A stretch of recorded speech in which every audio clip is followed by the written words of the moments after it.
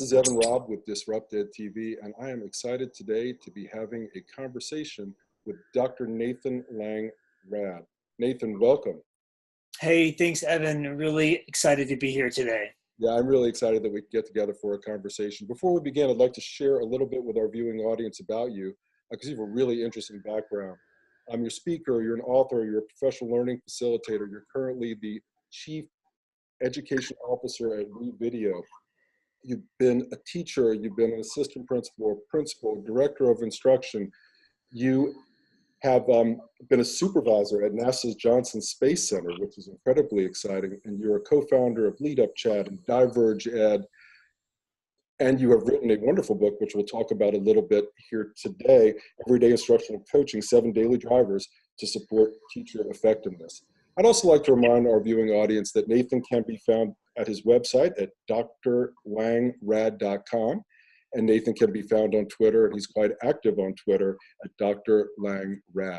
So Nathan, welcome. But before we begin today, we'll do something a little bit unusual, because you have a particular quote that I just love. And I want to share it to everyone who's viewing this, and then we can kind of integrate it into our conversation. Creativity is 1% process and 99% mindset. But it's the 1% that keeps us from unlocking the 99%. And part of the message that I got when I read your book is that things are shifting. We're in a time of tremendous change in education, and the role of the instructional coach is probably more important now than ever before. And I know you have thoughts on creativity and innovation in the instructional coach. So let me just turn it over to you. And what do you think? Where do we start with this? Yeah. Yeah, so I created that quote from talking with teachers about the importance of creativity in the classroom. And I think as educators, we understand the value. I don't think we have to talk any teacher into believing that creativity is essential for the classroom. We know that even as educators, we are having to be creative in the workplace, creative in our schools about how we use our time in the classrooms. And so we know that our students are going to have to solve problems they've never encountered before, and they're going to have to create solutions and really be innovative and be equipped to have those tools now.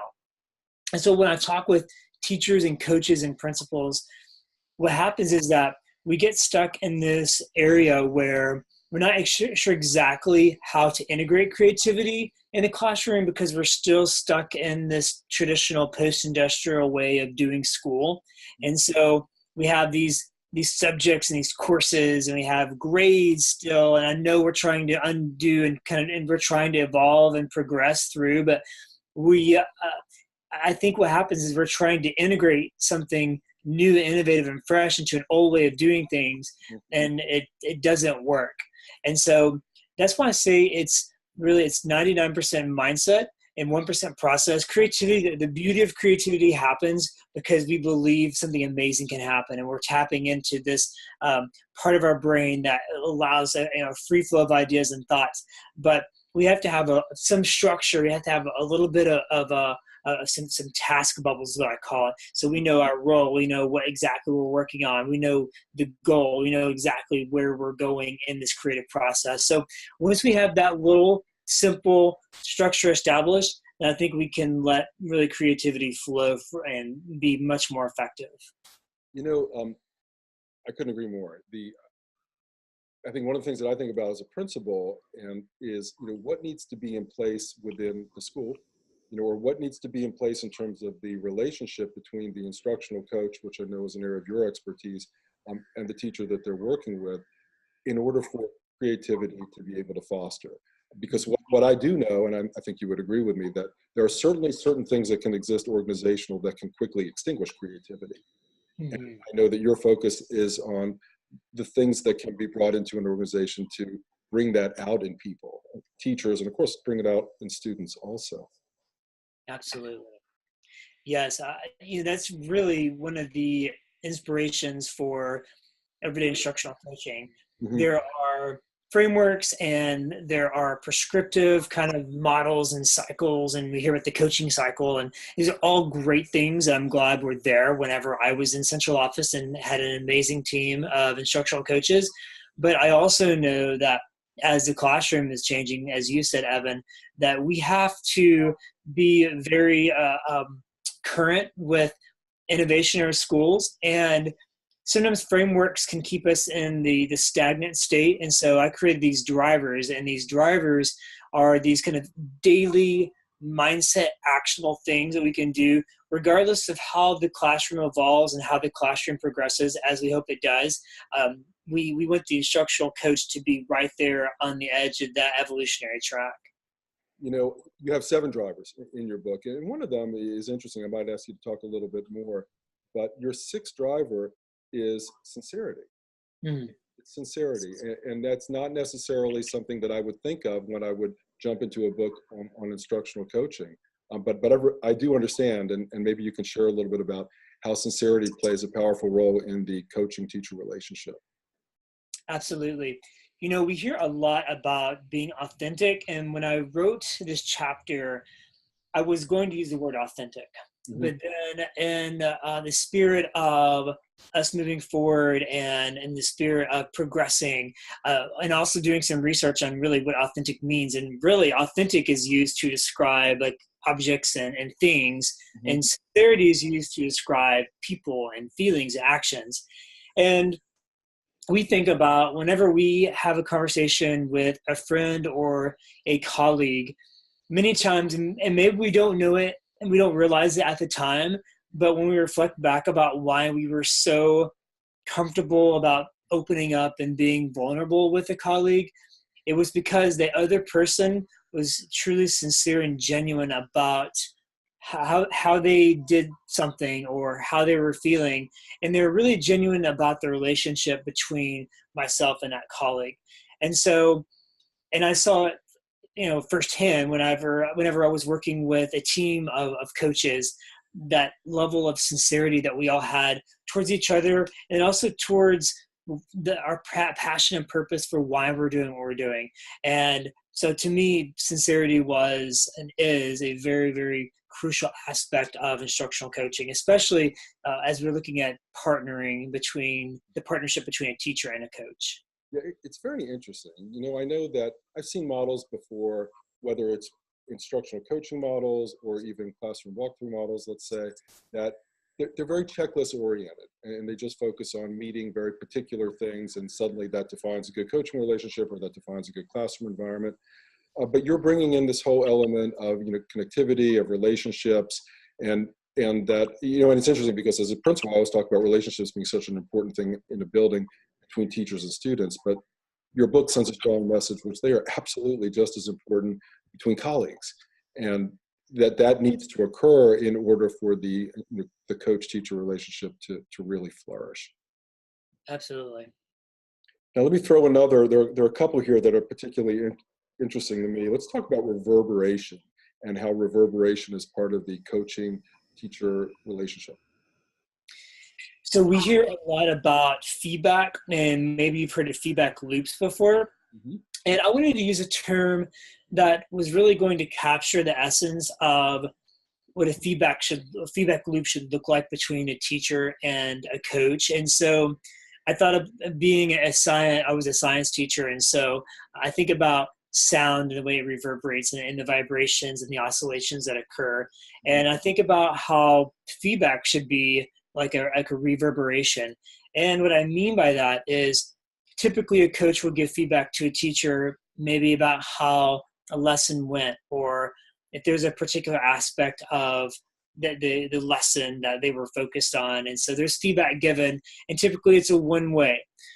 With reverberation, and I provide some tools in the chapter to help kind of capture the reverberation and make sure it's happening. But it's more of a two-way oscillation. You have coach giving feedback to teacher. You have teacher not only listening and accepting feedback, but a teacher gets to provide feedback to the coach on how they feel supported. And so as a coach gives feedback to teacher, there is an opportunity always for the teacher to give that feedback, or a different kind of feedback, back to the coach. And that really, again, promotes this sincerity. It promotes this open line of communication, and it truly creates this this relationship between the coach and the teacher, that this is not, yes, we know that the coach has a unique experience and they are hopefully a master of their craft, which is why they're in that position. But it doesn't mean that they aren't willing to listen and they aren't willing to grow and they want to hear feedback about how they are supporting teachers. And of course, what you're talking about builds relationships, it builds trust, and all those things are so foundational for the coaching teacher relationship to really flourish. Nathan, as we wrap up our conversation, we have a new school year about to start, or school year is beginning, depending on when people are seeing this video. And instructional coaches will no doubt watch this. What's some advice that you would give to an instructional coach who's been doing it for a while, or maybe someone who's new to the job as they begin their school year? Like, what should be some of the first things that they focus on? You know, we tell teachers in the classroom when they think about their students and their learning for their students and things that need to happen. And we typically will get caught up in the latest maybe initiative from the district, or maybe a really amazing strategy, instructional strategy we can't wait to try out. And we have to really remember that we talk about relationships and how that's the foundation for learning. And that same goes for a coach with a teacher, that in the very first few days, in the very first few weeks, it's a time for the coach to not go into a classroom and say, this is what you should do, and I see this, and here's my feedback, because of course you were excited about being able to provide feedback, but we know that feedback is going to be most effective when there is a genuine, true relationship there. So the coach, I would just suggest, is to go in and do a lot of listening, do a lot of asking questions, a lot of observing. And there's a lot of work to be done around the strategy of truly listening, and I call it active listening, and also empathy. And so I think those are the primary responsibilities of a coach. And then, of course, eventually getting into some of those growth measures and be able to sit down and co-create those goals together. But a relationship building has to be one of the very first aspects of the role. Well, thanks for sharing. That's a really powerful message. And you're back to listening. I couldn't agree more. I think there's a difference between listening with the intent to respond versus listening with the intent to understand. Mm-hmm. And there's a discipline in listening with the intent to understand. But it's certainly a foundation for a great relationship.